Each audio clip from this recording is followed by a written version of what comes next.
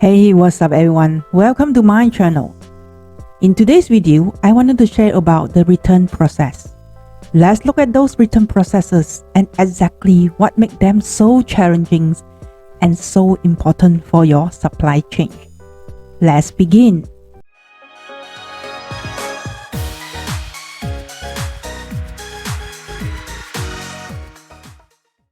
People are sometimes surprised when they discover that your supply chains don't end when your products get delivered to your customer. There are a lot of situations where you need to take products back because your customer doesn't want it anymore.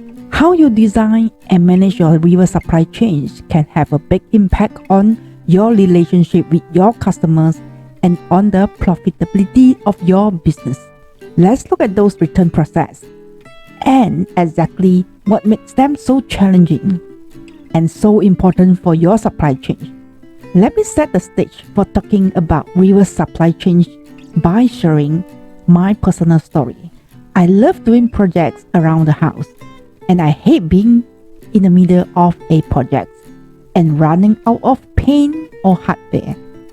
So when I go to the store, I buy all the materials I think I need, and then I get a little bit extra. When the project is done, I end up with perfectly good material left over, and I take those back to the store for a refund. So let's talk about why it is important for the hardware store to manage their reverse supply chains efficiently and effectively. The reason my hardware store offers hassle-free returns is because they know it makes me more likely to shop there, and I will probably spend more money, but processing the returns isn't free.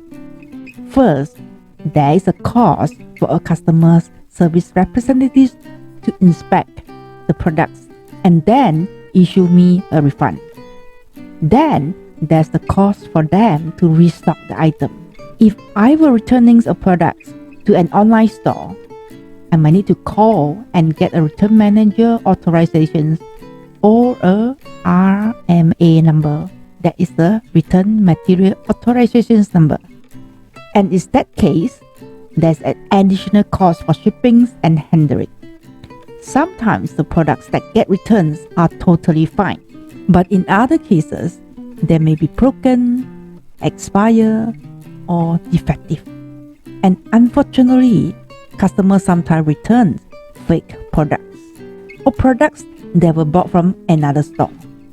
So, your reverse supply chains need to have an efficient process for inspecting products. Then, you can determine the best dispositions for each item. Should it go back to the shelf?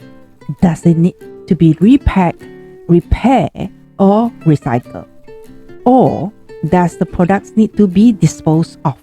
So, it is important to minimize the cost of inspections in your reverse supply chain. A good process can help you to capture the most value from returns products while also building loyalty with your customers. Best of all, your reverse supply chains can keep useful products from ending up in a landfill.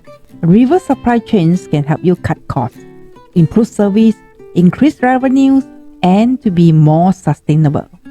And that is why your return processes are critical for implementing supply chain management correctly. So, I have explained about the plan, source, make, deliver, and returns in my video. Check out the next upcoming video, which will be talking about the enable, which is the last group of the processes in the SCORE framework. It's really helped you to understand these functions of a company and to effectively manage your supply chains throughout your organizations. Once again, my name is Vivienne. I am the business software coach. I will appreciate you guys here and liking my channels. Have a great day, and I see you in my next video.